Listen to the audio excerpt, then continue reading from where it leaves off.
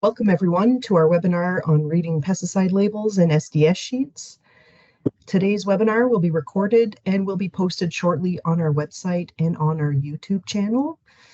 And because we're a little tight on time today, we won't be taking any questions afterwards. So if you have any questions throughout the webinar, please don't hesitate to send us an email at support@lalamonplantcare.com. And that email address will also be listed at the end as well for your reference. And so with that, Monica, please feel free to start. Thank you, Elsa. So hello, everyone, and thank you for joining me today. My name is Monica Liska, and I am the Technical Sales Assistant with Lalamon Plant Care. As Elsa mentioned, today I will be covering how to read pesticide labels, and in the second half of the presentation, I will cover safety data sheets. So this is an overview of what I'll be covering in this webinar. We will begin with pesticide basics, why the label is important, and responsibilities of the applicator. Then we will explore who is responsible for registering and classifying pesticides. And lastly, we'll have a look at reading the pesticide label and safety data sheets. So occasionally we're asked why products like triazine, which is a botanical-based systemic insecticide, or lalicide chondro, which is a bioherbicide, are classified as pesticides. Well, pesticides can originate from various sources, including chemicals found in nature, chemicals synthesized by humans, or even living organisms like fungi, bacteria, viruses, or nematodes. So the term pesticide is anything that is intended to control, prevent, destroy, repel, attract, or manage a pest. And pesticides can be a valuable tool for an IPM program. However, they must be used responsibly to minimize risk to human health, non-target organisms, and to the environment. And to do this, you must follow the label, the proper application, dosing, and safety precautions. So if there is one takeaway from this presentation today, it is probably this one. A pesticide is a legal document. It is a legal requirement to follow all instructions and precautions listed on the label. It is against the law to use the pesticide in any other way or to use it in an unsafe way. And there are potential legal consequences of misuse or improper application of pesticides, which can potentially lead to fines and other legal consequences. The pesticide label contains safety information to protect applicators, bystanders, wildlife, and the environment.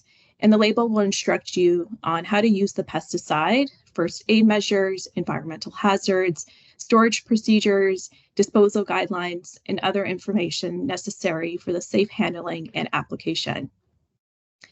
And when you follow the pesticide label, it ensures that you are getting optimal use and effectiveness in controlling target pests, promoting environmental protection, legal compliance, and personal safety. And if you don't follow the label, it can lead to ineffective pest control. It's a waste of time, money, and resources. So again, the label just provides essential information regarding the environmental impact, including guidelines for application near waterways and potential impact to non-target species. And properly following recommended application techniques and rotation strategies outlined on the label is crucial for managing pesticide resistance and preserving the long-term efficacy of control. So the pesticide label is the primary source of information for the safe and effective use of pesticides. And before using any pesticides, become familiar with it and read the label. It is also important that all team members, including volunteers, are familiar with both the label and SDS sheets.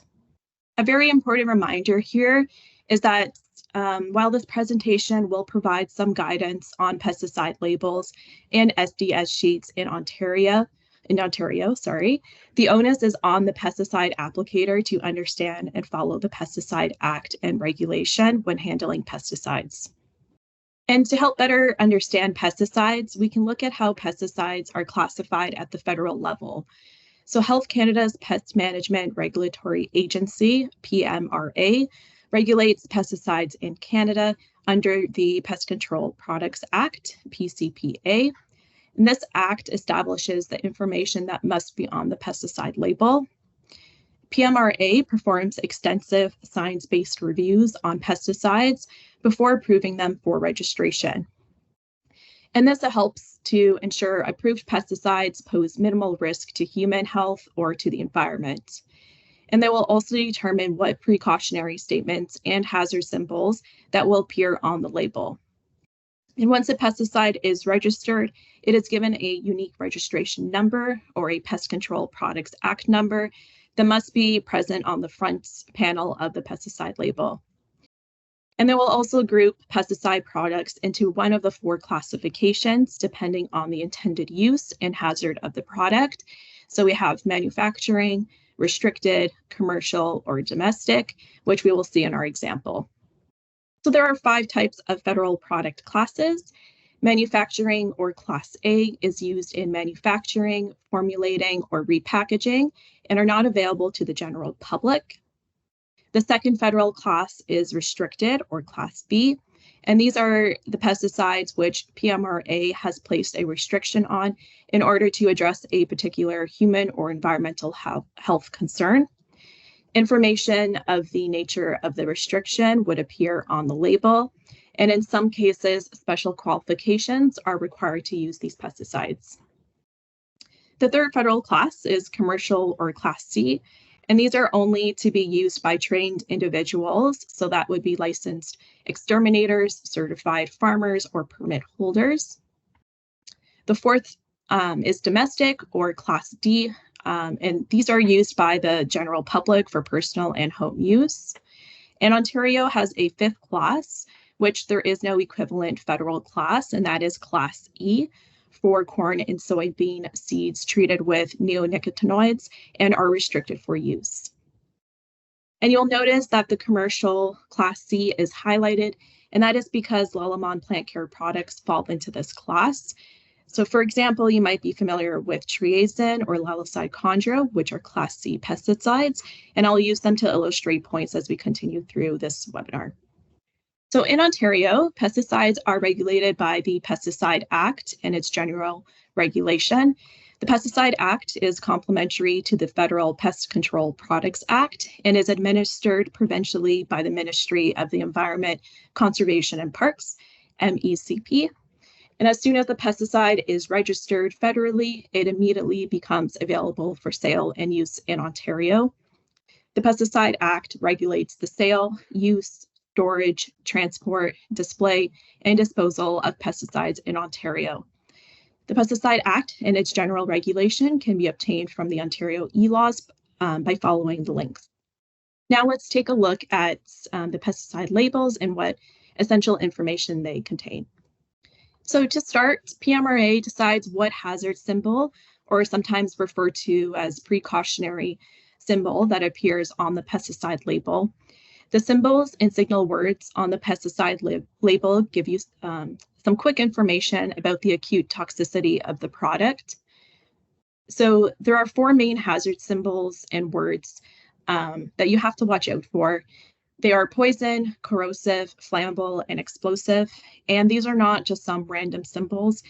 They will always appear inside one of 3 shapes and will indicate the severity of the hazard. And a good way to remember it is that the greater the number of sides to the shape, the more hazardous the product is. So the lowest hazardous shape is the triangle.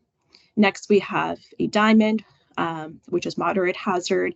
And lastly, the octagon is danger, and that's the more hazardous warning sign, symbol.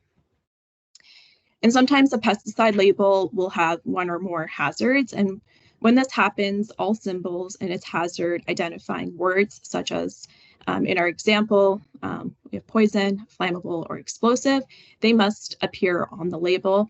However, only the most severe signal word, which is going to either be caution, warning, or danger, associated with the shape is required. So in our example, the high flammability of this product is the most dangerous hazard, so the word danger appears. So let's get into understanding what information is displayed on the pesticide label. So a pesticide label will have two display panels, the front panel known as the principal display panel, and the back or side panel is called the secondary display panel. And sometimes there may be additional information attached to the container in the form of a brochure, a leaflet, a booklet, a pamphlet, or a technical bulletin. And this is still part of the pesticide label and must also be read and understood before using the product. So let's take a closer look at what you'll find on the principal display panel. And we'll use triazine as an example to help us locate this information. So first up, we've got the product name and brand, and this basically tells you three things. So first, the product name, which is the official registered name with PMRA, or it might just be a common name of the active ingredient. So in our case, triazine systemic insecticide is the registered trademark name.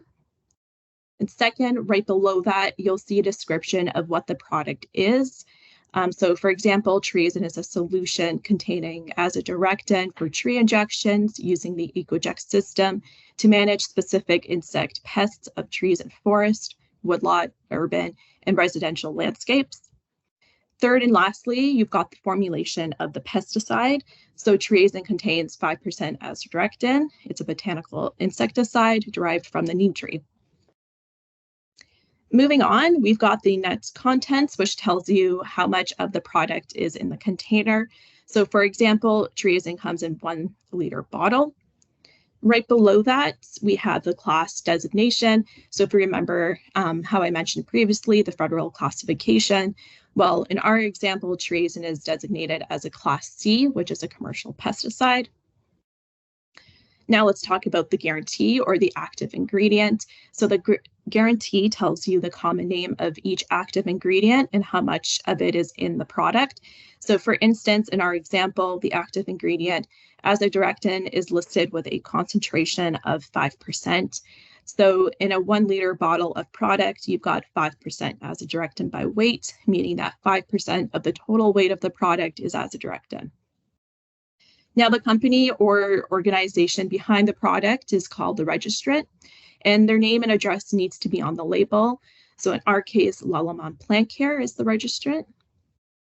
And right in the middle of the label is the hazard symbols and signal words. So in our example here, our hazard symbol is flammable, and the shape tells you just how hazardous the pesticide product is. So a triangular shape means it's on the low end of the hazard scale, and the signal word is caution. Plus, you'll see other important signal words like potential skin sensitizer and eye irritant. So just another example that I would like to show is Lalicide Chondro. So you might notice right away that something is a little different here, and that is because there is no hazard symbol or precautionary symbol. So because of Lalicide Chondro's very low toxicity, it does not require any hazard symbol. The secondary display panel is where you'll find additional information. So let's break down what we have in these sections. So first off, you've got precautionary statements, which tell you how to handle the pesticide safely in order to protect yourself and others. This includes first aid measures and PPE. And if you need an antidote, in the case of an accident, you'll find that under toxicological information. And also just make sure to pass this information along to medical personnel if needed. And don't forget to bring the label if you do end up in a situation where you are in the hospital. Then there's the environmental hazards section. And here you'll learn about the toxicity statements related to aquatic organisms, to bees, and how to mitigate these risks. Next, storage statements will tell you exactly how to store the product. Disposal statements are also included, and depending on the container type, you'll get guidance on how to dispose of it, whether it is recyclable, returnable, or refillable. A notice to user that the pesticide label is a legal document, so make sure that you're following directions. And lastly, we have the direction for use, and this covers everything from which pests the pesticide can tackle to the dosing rates you should follow. Plus, it will outline any restrictions you need to be aware of and how exactly you should apply the pesticides. And right below the direction for use, you'll find a handy chart listing all of the pests registered for treatment, along with their dosing rates. And if you're wondering about the injection process, don't worry, you'll also find a step-by-step instructions that can be located right next to it. And I just also want to take this opportunity to mention that a couple of new pests have been registered and approved for treatment on Triasen's label. So we have all agrillus beetles, including bronze birch borer and two-line chestnut borer, beech leaf mining weevil, and brown-tail moth. And you can send us an email for more information or check out our website. So the pesticide label must be kept in its container and in good conditions at all times. If a pesticide label becomes illegible, get a replacement label and put it on the container. The pesticide label will also be needed at the time of disposal. So most pesticides can be disposed of at a local transfer station or household hazardous waste site. We also have a partnership with Clean Farms, a nonprofit environmental stewardship that ensures that farmers and pesticide applicators keep recyclable materials out of the landfills and burn piles. And you can find a location by using their search tool on their website. And if you need to find a pesticide label, PMRA offers a convenient online tool and also a mobile app for easy access, especially when you're out working in the field. Here's a glimpse of what that page looks like, making it very simple to locate the information you need. So now we enter the second half of the presentation, where I will cover what a safety data sheet is and each of its sections. So safety data sheets, or SDS for short, is a separate document that provides details on additional product hazards, safety precautions, environmental safety, and protection. They're actually not part of the pesticide label. The SDS is another valuable resource for understanding the hazards associated with pest control products. And then where there are discrepancies between a pesticide label and SDS, the pesticide label prevails. Now, SDS are well known in the world of workplace safety, and you might already be familiar with the two main systems. So we have WHMIS and GHS. WHMIS, or Workplace Hazardous Materials Information System, is Canada's way of keeping an eye on hazardous products in the workplace. Health Canada handles it at the federal level, while the Ontario Ministry of Labour takes charge provincially. Then there's GHS, which is all about standardizing how chemicals are classified and how hazard information gets communicated through labels. Every manufacturer or supplier, they have to provide an SDS for each of their pesticide products. So SDS are written by the manufacturer or supplier, and most companies will have their SDS and their labels available on their website. So SDS, they are organized into 16 sections, and they must be presented in the specified order. Each addresses different aspects related to the safe handling, storage, and disposal of the product being used. And these sections collectively provide important safety information to help users understand and mitigate the risks associated with handling and using the product. So let's dive into the first page of any SDS sheet, and that's the product and company identification section. So this page is crucial, especially when it comes to the emergency telephone number. If you encounter a hazardous situation and you need urgent information about a product, that emergency number is your direct line to assistance. It does not have to be a Canadian number. So in our case, we have Chemtrack International, which is an emergency response information provider who will offer immediate assistance any day and hour of the week. And no matter what you're working with, always check the SDS and jot down that emergency contact. Keep it handy with your other emergency contacts. You never know when you might need it. Some places like to keep a binder with an emergency contact and nearest hospital location, along with the pesticide label, SDS sheet, pesticide log, and any other important information. So the next few slides, we'll have a look at hazard identification section. So first we have the classification of the substance or mixture according to regulatory acts. Then we have the classification, which categorizes the hazards posed by the product. In section 2.2, we have the label elements, including signal words and their hazard pictogram. hazard statement and precautionary statements, responsibility, and display. And these components collectively provide a comprehensive insight into the potential risks associated with the product. So to break it down, WMIS has two major groups of hazards. It's physical and health. And while WMIS hasn't formally adopted the environmental hazard group outlined by GHS, you may still come across environmental classes on labels in SDS as they are permitted under WMIS guidelines. So physical hazards are determined by the product's physical or chemical properties. For example, flammable gases, flammable liquid, corrosive materials, metals, etc. Health hazards are based on their potential to cause health issues like acute toxicity, serious eye damage, or irritation, and so forth. Now, under the GHS system, various hazard classes are identified, each representing a different type of hazard that a chemical may pose. So let's take a glance at Trazen's classification. It reads flammable liquid, indicating a physical hazard, eye damage or eye irritation, and acute toxicity, which signifies a health hazard. Next to these classifications is the hazard category.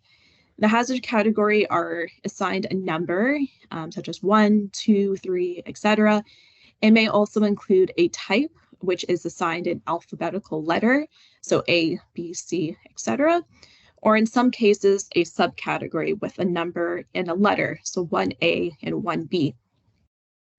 And the category tells you about how hazardous the product is, that is the severity of the hazard. So category 1 is always the greatest level of hazard. That is, it is the most hazardous within that class. If category 1 is further divided, category 1A within the same hazardous class is a greater hazard than category 1B. Category 2 within the same hazard class is more hazardous than category 3, and so on. So moving on, let's talk about pictograms. And you'll notice two specific ones here, the flammable liquid and the exclamation point.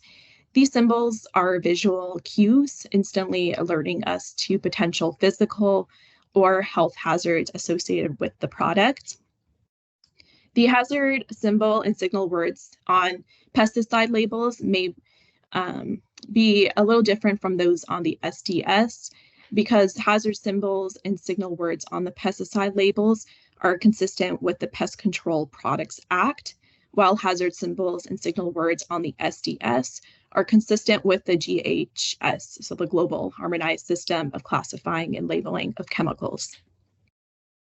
So the pesticide label provides all of the health and safety information a user needs, and it is the main document to be followed for safety, use, storage, and handling.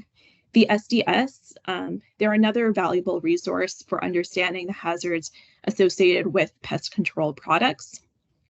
And going back to our example, on the Triazin SDS, you'll spot that exclamation mark hazard symbol. In WMIS, this symbol serves a range of hazards, including irritants and sensitizers, which if you remember on the label's primary display panel, we do include the precautionary statements, right, as potential skin sensitizer and eye irritant. And while the exclamation mark pictogram appears on WMIS SDS sheets to indicate health hazard, it is not included on the pesticide label because its associated hazards are generally covered by other mandatory hazard symbols and signal words.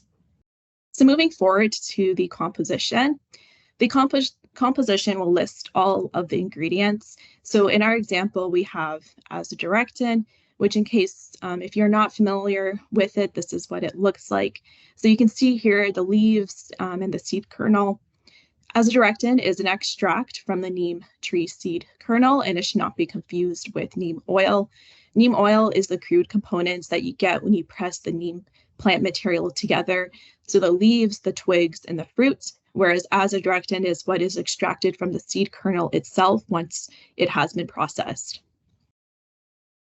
And the proprietary solvent, that refers to a solvent that is used in a product that is owned or produced exclusively by the company. It is not publicly disclosed on the SDS.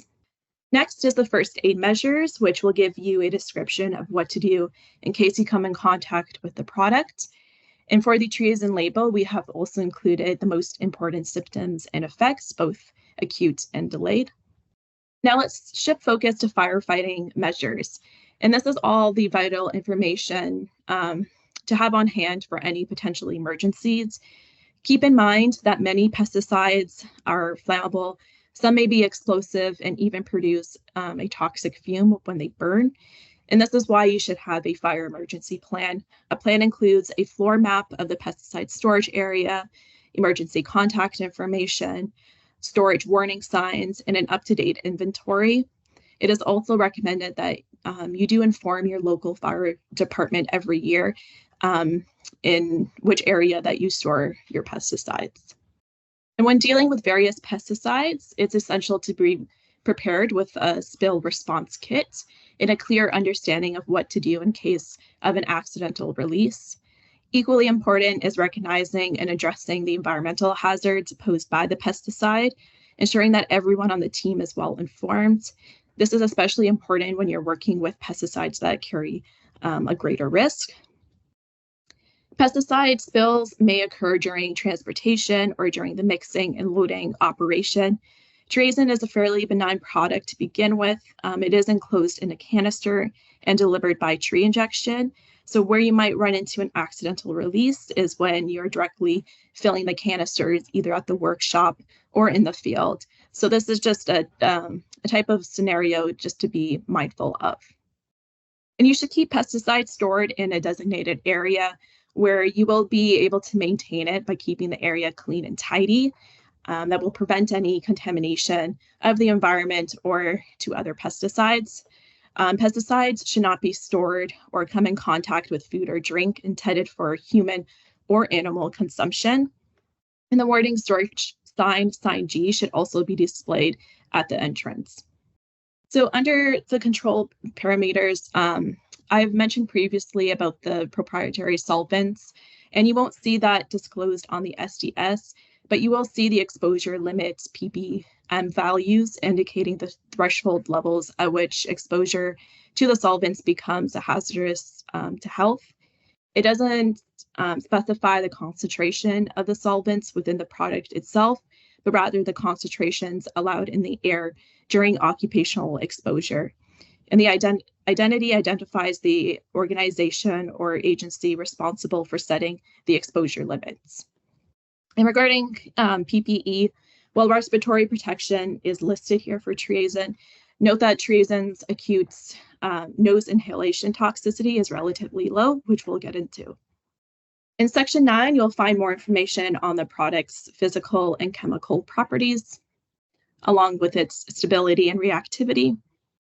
The toxicological information will provide an overview of various health effects and the data used to determine them. So this data includes the LD50, which is the lethal dose at 50%. It's a standard measure used in toxicology, assessing the acute toxicity.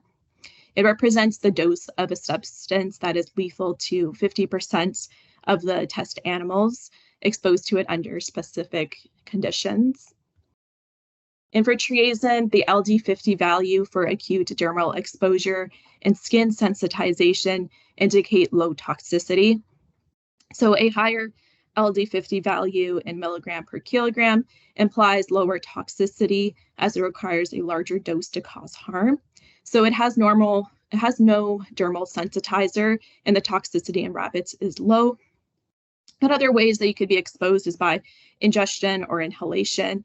And just to put these numbers into perspective, a human adult weighing about 150 pounds would have to consume about 2 liters of triazine for it to be dangerous.